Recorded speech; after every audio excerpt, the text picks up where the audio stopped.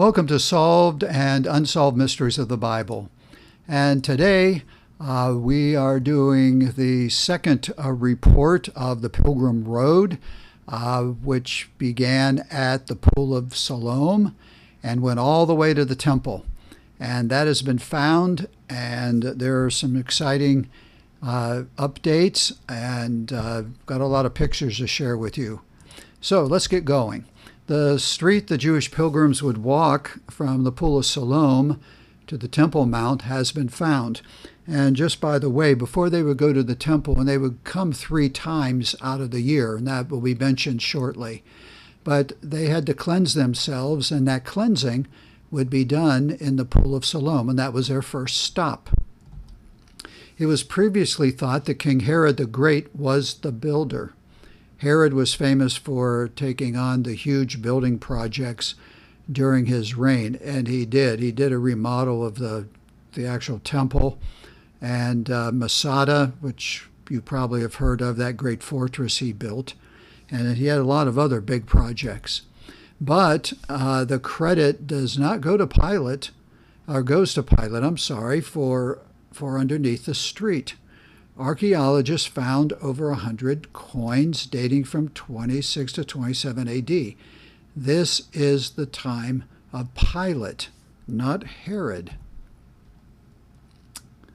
Some of the findings they had. If Herod had built it, the coins would have been found on top of the street. The original road was longer than 1/3 of a mile, and it was around 26 feet wide. The width was 2 to 3 times greater than a normal walk. Now, this is the Holy Land Hotel, and they have a gigantic scale model of the city of Jerusalem in the time of Jesus Christ. And so here you can see at the very bottom, and it is circled, and then in black is the pathway marked all the way up to the temple. And it would skirt to the west, the western side, but it would immediately go in, and then they would have a course of walkways up to the Temple Mount. They had to go up about 40 feet. So there was the pool, and then there was the walkway. And again, here's a large screen, and you can see the teacher below. And you can see the Pool of Siloam, and then where they'd come out, and you can see the walkway. Now I have a better one for you in a minute. It was made of limestone, like the city walls and most of the buildings, and took the Romans 10 years to build. This is just the beginning, and this dates back several years of the Pool of Siloam. It's completely uncovered now.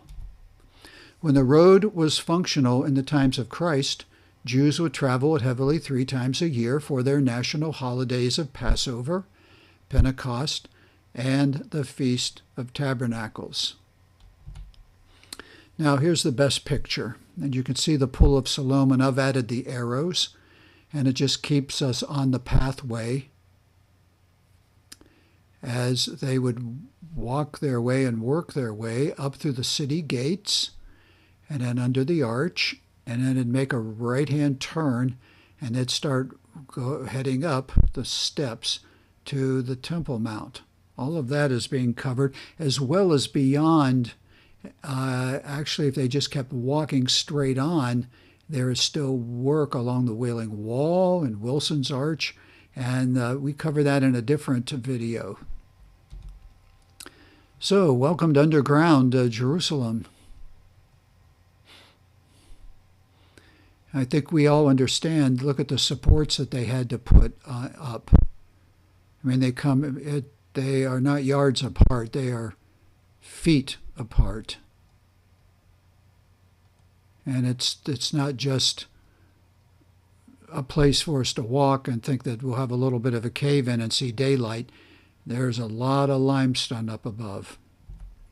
Jesus walked this way too. In fact, he healed a blind man and told him to go wash in the Pool of Siloam. Here's John 9:7. And he said unto him, after he had healed him, Go, wash in the Pool of Siloam, which is by interpretation sent. He went his way, therefore, and washed, and came seeing. Now here's the Pool of Siloam and the steps down in. You can see from the first picture that I showed with you, there's a whole lot of difference. And you can see how where things have been filled in. There are long areas. Actually, 1, 2, 3, the fourth step up, closest to us, is a reconstruct, but they use limestone. Making use of this road began at the Pool of Siloam, where they would cleanse themselves in preparation of the holiday. The pool is around the size of 2 Olympic swimming pools today. There you go.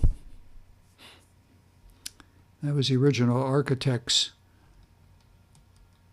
specs on this and a conceptual art. From there, they would continue up to the Temple Mount. Historians say that roughly 2 million of God's people would come to sacrifice and to serve. So how was this road found? Actually, a sewage leak almost 15 years ago led to this archaeological discovery.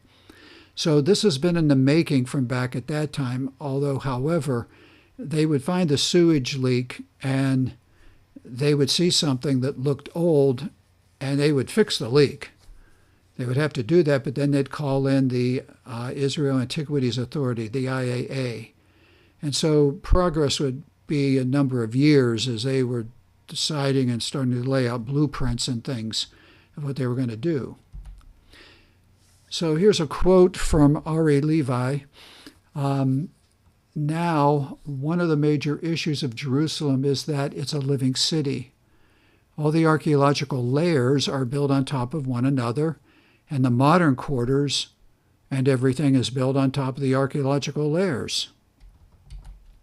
It is for this reason that the road is underground, and it's under the city of Jerusalem, and it's under Arab neighborhoods also.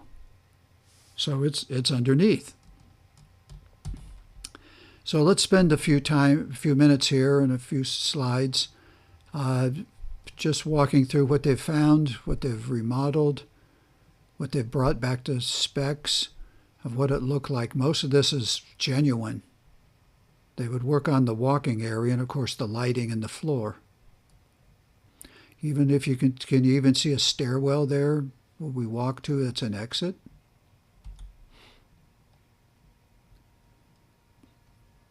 Along the way, there are plaques that are placed telling where they were, the location, and if anything went on at that place.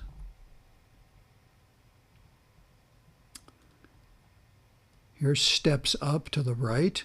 If you'll notice, there's a scroll table there, and that would be for information. There would be perhaps a Levite there explaining. I see a scroll in his hands. But then you have tour groups come through as well as just individuals. Here's an area not complete, not ready for the general public, obviously with holes in the floor. And if you can look, a lot of wood construction going on over there, whether that would be steps.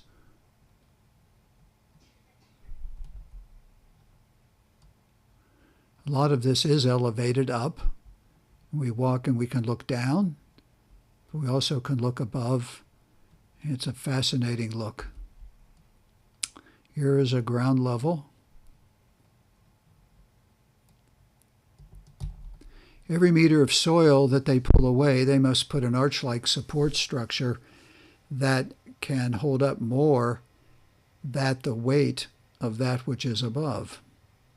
So they have definitely the scientists that know how to figure the weight up above, and it's got to hold more than that. The original road of 2,000 years ago was out in the open, but now it is actually, as we've already seen, a lot of it underground. What is being found is that this road was lined with businesses, small shops, for travelers to stop and shop along the way. Scholars often wonder why the Jews made worthless coins instead of weapons. Zeev Orenstein of the IAA, International Affairs at the City of David Foundation, has the answer. There, once again, are some of their coins that are found in their diggings. A little close up, some very well-preserved ones. The Jews, and here's the quote, the Jews of Jerusalem understood that the Romans were likely going to destroy the city. But they also believed that one day in the future, descendants would return and find these coins, and they would know what their ancestors lived and died for a free Jerusalem. So I thank you for watching this short video. We certainly are, the scripture tells us to pray for the peace of Jerusalem, pray for Israel, pray for God's people. And I want to thank you for watching. This is where I can be reached if you have any questions. And I appreciate your viewership. Please check out my prayer list. Not my prayer list, my playlist, I'm sorry. I should put my prayer list up too.